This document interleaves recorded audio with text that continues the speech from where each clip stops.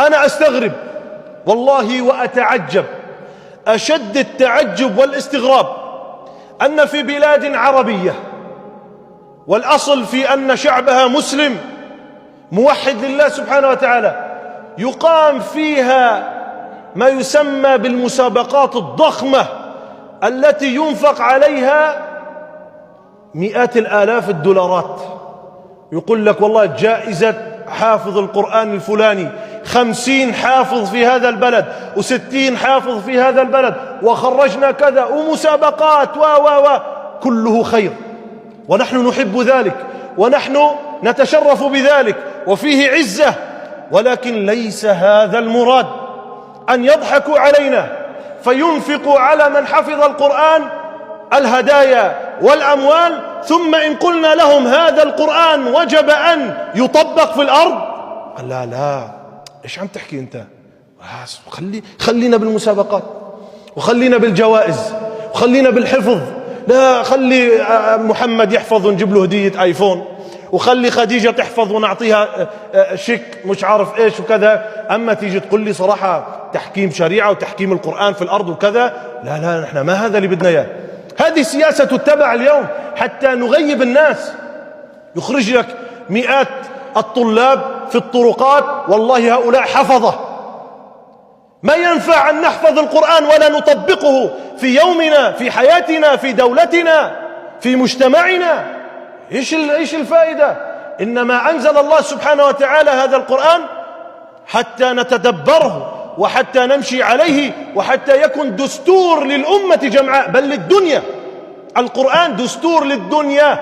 القرآن مش أنزل هكذا حتى نتغنى به، والله صوت أبو جهاد جميل وصوت فلاني الجميل والقارئ الفلاني والله ما أجمل صوته. إيش بدي فيه وهو لا يطبق هذا الكلام؟ رب قارئ للقرآن والقرآن يلعنه، قال صلى الله عليه وسلم. يقرأ القرآن ولكن القرآن يلعنه لأن فيه آيات تدل عليه وعلى أصله. فهذا القرآن إخواني إنما أرسله الله سبحانه وتعالى للأمة حتى يحكم في الأرض، حتى نمشي عليه، حتى نتبعه، حتى لا يفلت من بين أيدينا. هذا الأصل. أما القرآن والله نروح نفتش على مين في شيخ صوته حلو في التراويح حتى نروح نصلي وراه وتدخل الآيات من هنا وتخرج من هنا. كيف أنت تسمع فاحكم بينهم بما أنزل الله وتبرأ هكذا؟ والله سبحانه وتعالى ومن لم يحكم بما أنزل الله فأولئك هم الكافرون. تفوت من هون وتطلع من هون. أفحكم الجاهلية يبغون ومن أحسن من الله حكما لقوم يوقنون. تفوت من هون وتطلع من هون. كيف ذلك؟ الله سبحانه وتعالى ينادي ويخبرك أن هذا الكتاب الأصل فيه أن يحكم بين الناس، والأصل فيه أن لابد أن نمشي عليه.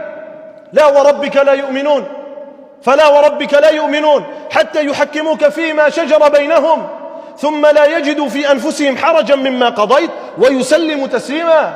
من أين سيتحكم النبي صلى الله عليه وسلم؟ من عند عقله أم من عند الله سبحانه وتعالى؟ لا ينطق عن الهوى جل جلاله وعظم سلطانه. ولم يأذن الله سبحانه وتعالى لنبيه صلى الله عليه وسلم أن يحكم شرعا من عند نفسه، فقال فاحكم بينهم بما أنزل الله. انتهى الموضوع يا محمد صلى الله عليه وسلم.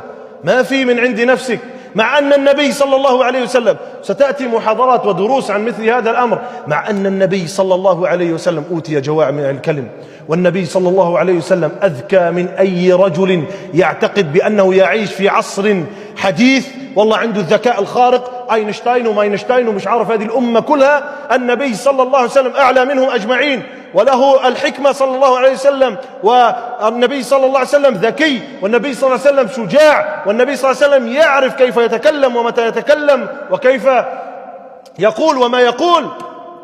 مع هذا لم يأذن الله سبحانه وتعالى للنبي يا محمد أنت تعرف وضعك ووضع الأمة، خلاص احكم بينهم بما تراه. هل قيلت لمحمد صلى الله عليه وسلم؟ فكيف يزعم رجل اليوم يعيش وهو لا يساوي شعرة من لحية النبي صلى الله عليه وسلم ويأتي بحكم من عنده؟ قل لك والله أنا هذا سرقت.